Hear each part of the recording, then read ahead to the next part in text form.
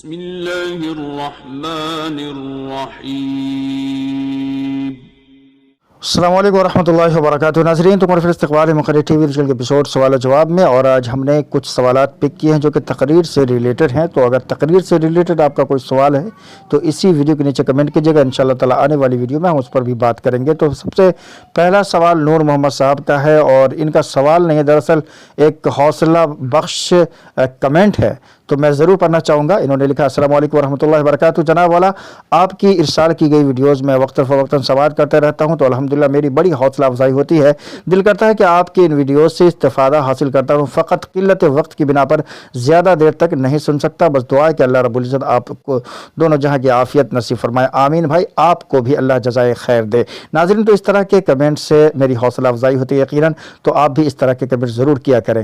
چلیے بڑھتے ہیں اگلے سوال کی طرف۔ تو اگلا سوال پوچھتے ہیں عامر حمزہ، کہتے ہیں کہ تقریر کرنے کا انداز کیسے پیدا کریں؟ تو دیکھیں ہر کسی کے اندر ایک فطری طور پر ایک انداز بیان ہوتا ہے، گفتگو کرنے کا طریقہ اور سلیقہ ہوتا ہے، ایک نیچرل چیز ہوتی ہے۔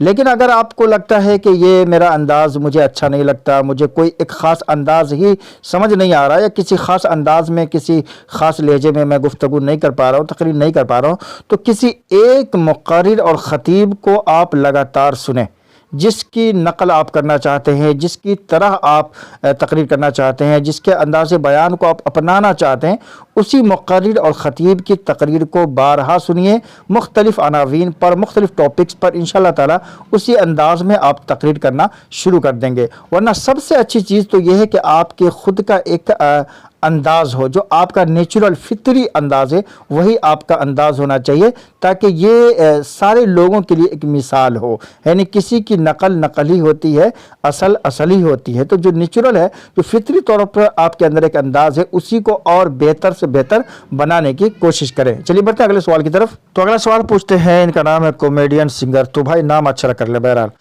ہو سکتا ہے ان کا چینل ہو۔ السلام علیکم وعلیکم السلام۔ تقریر سمپل کرے یا مولانا جرجیس کے انداز کر کے؟ تو دیکھیں، تقریر آپ سمپل کریں، آپ کا خود کا، آپ کا اپنا انداز ہونا چاہیے۔ جیسا کہ میں نے پیچھے گفتگو کی ہے کہ اصل ہی ہوتا ہے، نقل ہی ہوتا ہے۔ کسی کی نقل اتار کے کریں گے ہم تو کہے گا یہ ثانی جرجیس ہے، جرجیس کے جیسا ہے۔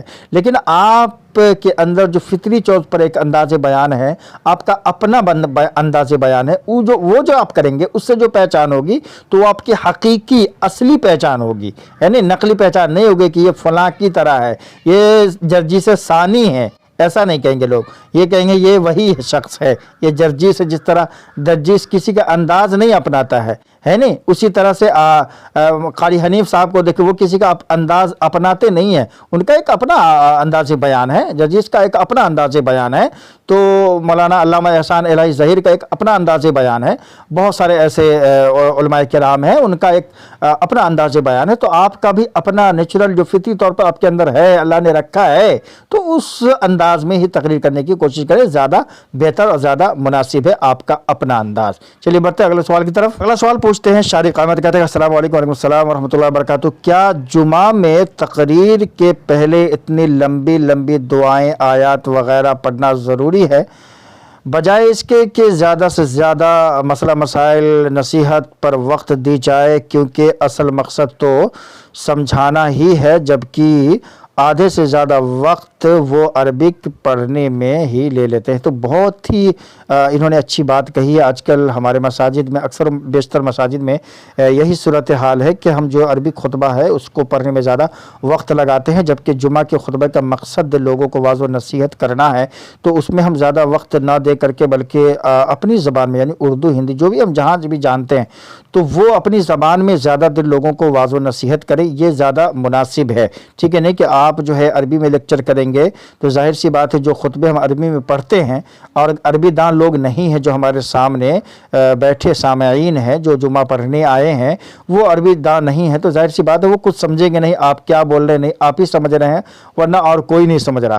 لیکن اگر ہم جب ان کی زبان میں وہ ان کو واعظ و نصیحت کرتے ہیں تو وہ اس کو سمجھتے ہیں اور اس پر عمل کرنے کی بھی کوشش کرتے ہیں۔ تو ہمارا زیادہ زیادہ جو ہے وقت اس چیز پر دھیان دینا چاہیے ہمیں کہ ہم جو ہے اردو میں تقریر کریں، لائک جس زبان میں وہ ہمارے سامعین جس زبان کو جانتے ہیں اسی زبان میں ہم جو ہے تقریر کریں تو ان کو سمجھ میں آئے گی۔ اللہ کے رسول صلی اللہ علیہ وسلم بھی ایسے قرآن پڑھ کے لوگوں کو سمجھاتے تھے، یعنی واضح نصیحت کرتے تھے۔ تو ہم بھی قرآن و حدیث جو عربی میں ہے اس کو پڑھ کر کے لوگوں کو واضح نصیحت اردو میں کریں، ہندی میں کریں، انگریزی میں کریں، جس زبان میں وہ جانتے اس زبان میں کریں۔ صرف عربی میں خطبہ پڑھ لینا ہی یہ جمعہ کا مقصد نہیں ہے، بلکہ واضح نصیحت بھی ہے، اور واضح نصیحت جس زبان میں لوگ جانتے اسی میں ہم کو کرنے چاہیے۔ چلیے بڑھتے ہیں اگلے سوال کی طرف۔ تو اگلا سوال پوچھتے ہیں فیروزی برادر سسٹر، بھائی مجھے اشعار یاد نہیں رہتے، بھول جاتا ہوں، کیا کروں؟ محفل میں دیکھ دیکھ کے پڑھتا ہوں۔ تو کوئی مذائقہ نہیں بھائی، آپ محفل میں اشعار دیکھ دیکھ کے بھی پڑھیں، جیسا کہ میں نے پہلے اس پر بات کی ہے کہ یہ آپ کا معمول نہیں ہونا چاہیے، چونکہ اس کی جیسے جیسے آپ کو عادت لگ جائے گی آپ کوئی بھی چیز زبانی یاد ہی نہیں کر پائیں گے۔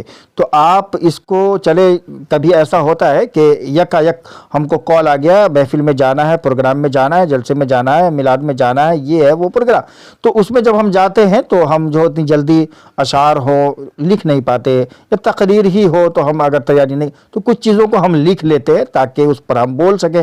تو اگر ایسا ہے تو ٹھیک ہے، لیکن اس کو آپ معمول نہ بنائیں، چونکہ معمول بنانے سے آپ کا ذہن دھیرے دھیرے کمزور ہو جائے گا اور اس چیز کا عادی ہو جائے گا کہ جب تک آپ لکھیں گے نہیں چیزیں آپ کو یاد رہیں گی نہیں، ٹھیک ہے نا؟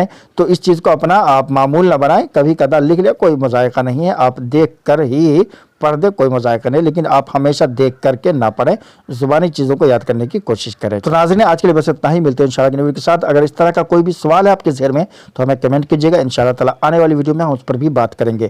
السلام علیکم ورحمۃ اللہ وبرکاتہ۔